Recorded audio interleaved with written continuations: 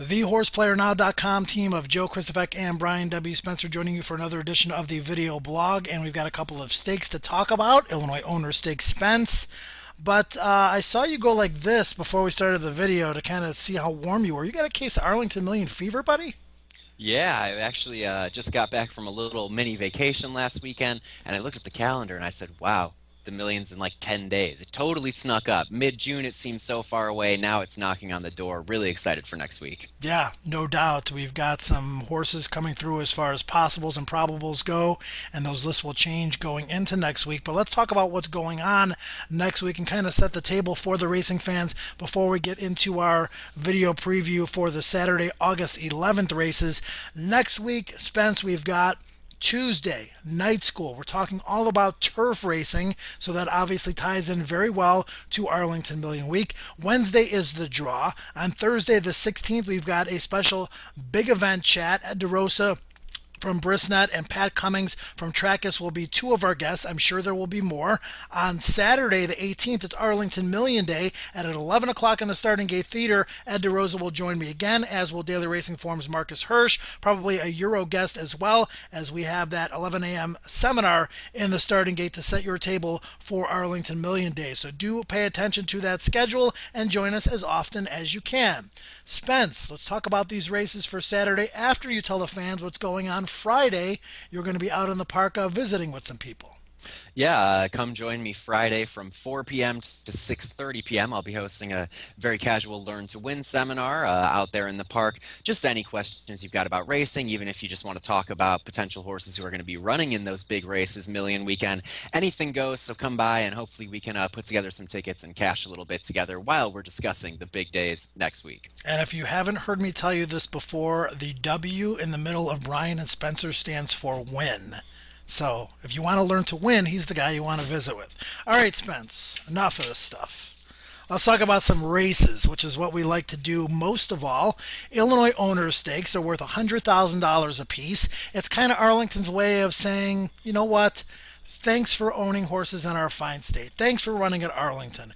We're going to put up two stakes for you. In order to be eligible, one of the owners in the partnership, if not the main owner, has to have at least 51% of the horse. So, that being said, in the males race, we've got 7 horses. In the female race, we've got 7 horses. A lot of Illinois breds, which definitely makes sense. Let's talk about the male race first. I've made Mr. Mischief the lukewarm 5-2 favorite, not necessarily because he's the best horse in the race, although he is in great form, and it looks like he's going to get loose and lonely on an easy early lead. And that's kind of exactly what he did in the Black Tie Affair 2 back when he beat Sun Tracer, when he beat IOU big time. He beat some really impressive horses who came out of that race. So we're looking at that as a key race. You look on paper, there's absolutely no speed to really hound him. A horse like Taz maybe takes up that pressing stalking trip, but not the kind of trip that's really going to force Mr. Mischief's hand and E.T. Baird. You really just kind of look like they're going to back up that pace and find plenty left. For me, the intriguing alternative is Prince Vilcondo, last seen in October at Hawthorne, winning the Cary Memorial. Roughly run race in the stretch there, but Prince Vilcondo did prove best, and for me, maybe he's the one that you take a shot against Mr. Mischief with in here. Prince Volcando, lots of layoff lines, but Michelle Boyce always seems to get him ready to run off the break, so if he fires his best shot, certainly dangerous. Sun Tracer's entered here too, Spence. He's 3-1 as a second choice in the morning line, but he comes out of a race in the Stars and Stripes where he was third. That was a mile and a half, and we've got a race called the American St. Ledger on Million Day. That's a graded stake going a mile and a half, or it's a big stake, I should say, going a mile and a half as well, and he's on the possible list for that, so it'll be interesting to see if he runs here. Yeah, and I mean, I think he'd be a very dangerous fit in here, maybe not getting the kind of pace he would really want to set up that late kick if he does go in that marathon race on Million Day. He's the kind of horse who runs all day. He proved that in the Stars and Stripes. So he's very interesting and a big threat, it would seem, in either spot.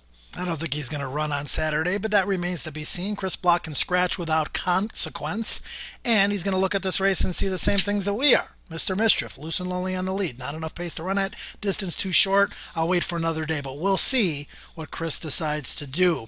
Another horse to look at in here is Taz, as you mentioned, may get that stalking spot behind Mr. Mischief, may be able to wear him down. And we mentioned Sun Tracer. Block's got another one in Mavericking. Didn't run all that well in the Arlington Handicap in over his head, but he did run well 2 starts back to win the other then. So maybe he will represent the Block barn. Speaking of Block, he's got a couple of horses entered in the other Illinois owners race. This one for the females. He's got Peyote Patty. He's got All for Thee, who should improve possibly off the first run back off of the layoff last out. But the morning line favorite in this race is Cumleo Nimble at 9-5. Last seen winning the Lincoln Heritage Spence. 4 of the 7 horses in here were in that race. Yeah, and I think that out of that race, Cumulonimbus was very impressive there. She's another who's sort of had those on and off layoff lines that you mentioned in the boys' version of this race. But I think she looks like the one to beat in here. She's got enough tactical pace to sit the trip behind a horse like Katie the Lady, who should be getting a little bit of pressure from Peyote Patty on the outside, but she's tactical. She's got a really brilliant turn of foot when a rider says go, and Jimmy Graham rode her perfectly last time out, and I see no reason why the same thing won't happen here. Yeah, Catalano rested ready with this horse. He's been on absolute fire of late. It was Cumleo Nimble, a dead heat between Pathway and Katie the Lady for second, and Peyote Patty was fourth that day, but she came back and was pretty impressive in her follow-up race, whacking that field sideways by 4 lengths in stock and pounds fashion. And the thing about Peyote Patty that day, Spence, is she didn't have to make the lead. We saw Love This Kitten take up the running in the early stages, allowing her to settle and finish. That was a good race, and if she moves forward off of that race, maybe she will be an even bigger threat to Cumleo Nimble this time around. She's been very impressive throughout her entire career on multiple surfaces, but for me, that was one of the more impressive races she's run in a really long time. I like the way that she just waited until Tim Thornton pressed the button and she just took off, went clear. She does look like one of the major players here, and we did mention Katie the Lady. She's just a win machine. She doesn't like losing. She likes to set the pace, and she knows how to dig in late, and she should be one who's going to grudgingly go down if she goes down at all in the stretch. Well, Huai's got a little bit of pressing speed, one of 3 non-Illinois breds in this race. You could never discount her. She has won multiple graded stakes races and has earned over $1 million in her career, so she's one to watch in this race as well. Illinois Owner Stakes, 2 of them coming up on Saturday, August the 11th. You can follow us on Facebook at Arlington Park. Also follow us on Twitter at Arlington Racing for any last-minute decisions that Spence and I have. You want to get the most up-to-date last-minute information before you head to the betting windows. For Brian W. Spencer, I'm Joe Christofek. Tune in next week and visit the Million website. Jill Byrne will be giving her opinions and giving some great interviews and putting together some great packages, and Spence and I will be on there as well. For Brian, I'm Joe. Have a wonderful Arlington weekend, and we'll see you Million Week next week.